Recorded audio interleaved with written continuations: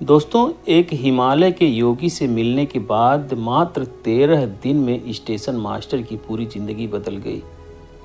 यह कहानी स्वामी रामा की किताब लिविंग विद हिमालयन मास्टर्स में मिलती है। हिमालय का रहस्य। स्वामी रामा ने हिमालय में कठिन तपस्या करते हुए कई साल बिताए। इस बीच वे कई संतों और योगियों से भी मिले और ऐसी कुछ घटनाएं भी हुई जिन्होंने स्वामी रामा को आश्चर्य से भर दिया। एक ऐसी ही घटना हुई जब स्वामी रामा अपने गुरु माधवानंदा भराती के साथ एक स्टेशन पर ट्रेन का इंतजार कर रहे थे।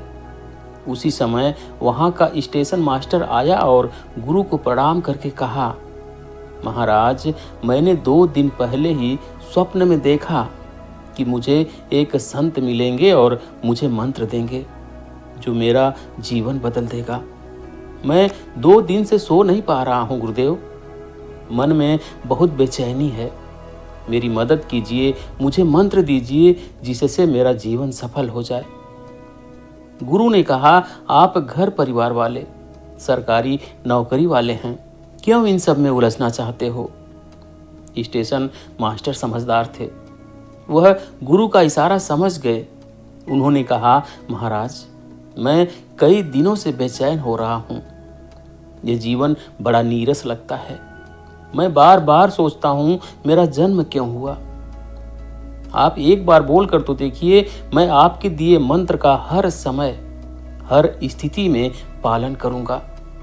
स्टेशन मास्टर की बात सुनकर गुरु जी ने थोड़ा विचार किया और स्टेशन मास्टर से कहा, ठीक है, जीवन का एक मूल मंत्र है। यह है तो मुश्किल पर अगर तुम्हारे अंदर इच्छा है तो यह जीवन में वापस रंग भर देगा। नई खुशी और उमंग प्रकट होगी और इस मंत्र से तुम जीवन के सत्य को भी अपने आप जान पाओगे। तुम आज से अगले 3 महीने तक हर समय सत्य बोलोगे। कुछ भी हो जाए, तुम्हें सत्य ही बोलना है। यह बहुत कठिन है, लेकिन अगर तुम पूरी निष्ठा से इसी जीवन मंत्र का पालन करोगे तो तुम्हारा जीवन बदल जाएगा।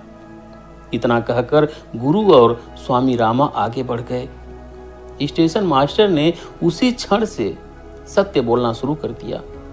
सबसे पहले उसने रिश्वत में हिस्सा लेना बंद कर दिया। स्टेशन मास्टर की आदत थी कि वह चाय बहुत पीते थे, लेकिन 2 दिन के अंदर उन्हें चाय की इच्छा भी जाती रही। स्टेशन मास्टर चैन की गहरी नींद सोने लगे। संयोग से उसी हफ्ते रेलवे स्टेशन के कर्मचारियों की जांच करने एक निरीक्षक आ पहुंचा। निरीक्षक को शिकायत मिली थी कि उस रेलवे स्टेशन के कई कर्मचारी घूस लेते हैं। जब निरीक्षक ने स्टेशन मास्टर से सबके काम के बारे में सवाल पूछे तो स्टेशन मास्टर ने सच बता दिया।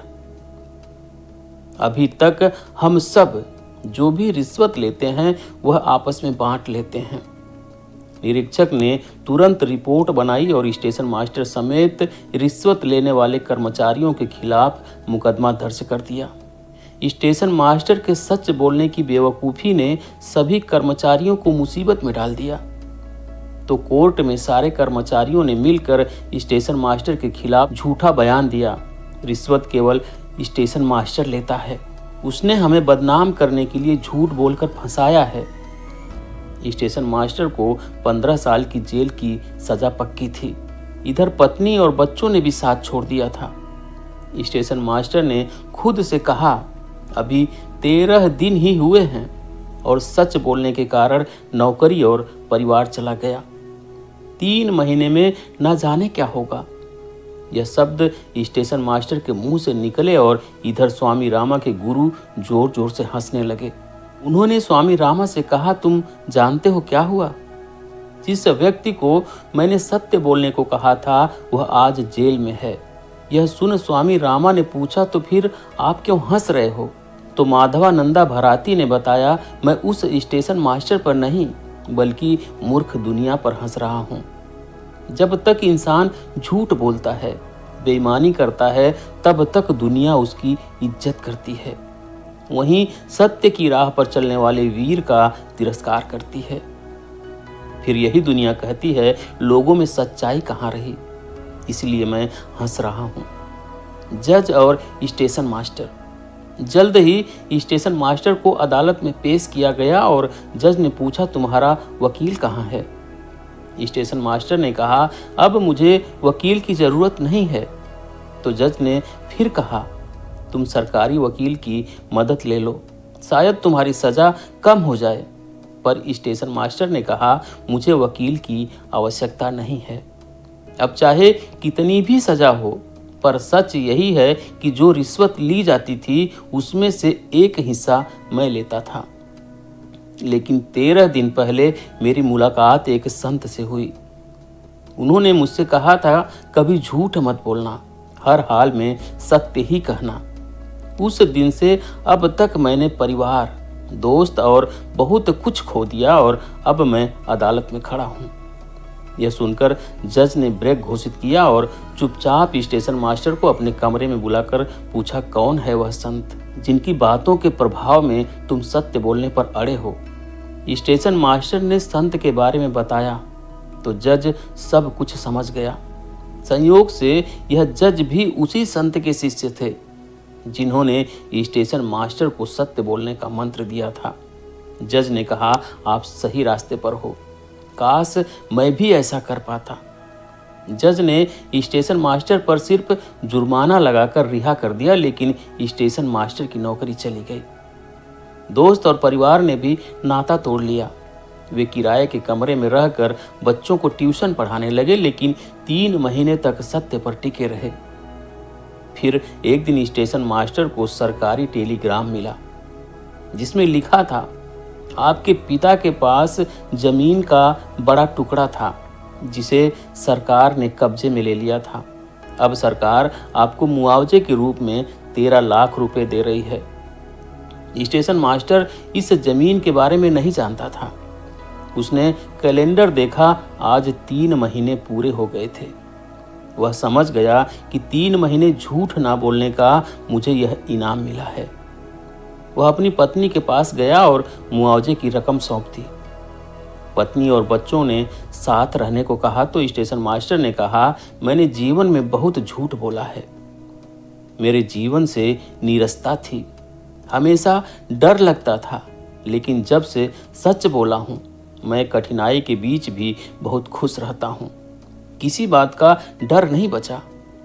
3 महीने झूठ ना बोलने से इतना फायदा होता है, यह मैंने देख लिया।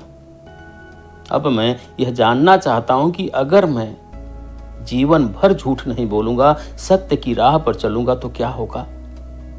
तुम लोग इस कठिन रास्ते पर नहीं चल पाओगे, इसलिए तुम यह पैसे रखो और जीवन व्यतीत करो। ठीक इसी समय स्वामी रामा के गुरु एक बार फिर मुस्कुराने लगे और स्वामी रामा से बोले, तुम जानते हो, आज स्टेशन मास्टर ने सब कुछ खोकर भी सत्य का साथ नहीं छोड़ा। आज उसने सत्य की शक्ति को जान लिया।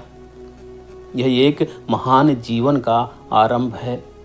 ऐसा व्यक्ति जहां भी रहेगा, लोगों के लिए प्रेरणा का स्रोत बनेगा। दोस्तों, हम इस कहानी से 3 अनमोल सबक सीखते हैं। एक, खुद से सच बोलो। हम सबकी परेशानी का कारण यह है कि हम अपने ही शब्दों पर विश्वास नहीं करते, इसलिए खुद को कमजोर कर लेते हैं। अगर मैंने एक लक्ष्य ठान लिया तो उसके लिए सब कुछ दांव पर लगा दूंगा, हर कीमत पर लक्ष्य तक पहुंच कर रहूंगा। इस तरह सोचना, बोलना और कर्म करना ही सत्य है। दूसरी बात, संकल्प शक्ति। जिसने भी कठिन कार्य किए हैं, उन्होंने संकल्प शक्ति के रूप में इसी सत्य की शक्ति का उपयोग किया है। स्वामी रामा कहते हैं, संकल्प शक्ति से जुड़ने के लिए विचारों, शब्दों और कार्यों को शुद्ध करना जरूरी है। इसलिए जो भी करो उसे पूर्ण ईमानदारी और विश्वास से करो। तुम देखो, अपने जीवन में हमने आज तक जो भी सार्थक काम किया है वह पूरी तरह डूब कर किया है, तभी वह सफल हो पाया है। यह सत्य है और सत्य ही शक्ति का आनंद है। तीसरी बात, डिजायर। स्वामी रामा कहते हैं, सत्य को जानना है तो आपको तीव्र इच्छा पैदा करनी होगी और इस इच्छा को जागृत रखना होगा, बाकी रास्ता खुद निकल आएगा। हमेशा खुद से सत्य बोलो, बुरे विचारों को नकार फेंको, अपने शब्दों को पूर्ण विश्वास करके कर्मों में बदलो। संकल्प शक्ति ही आत्मा की शक्ति है। स्वामी रामा कहते हैं, देर सवेर आपका जीवन पूरी तरह बदल जाएगा। दोस्तों, अगर इस कहानी ने आपकी किसी भी उलझन को सुलझाया है तो हमें कमेंट में ज़रूर बताना और वीडियो को लाइक करके एक ऐसे दोस्त को शेयर करो जिसके जीवन में यह वीडियो काम आए, और चैनल को सब्सक्राइब जरूर कीजिए। धन्यवाद।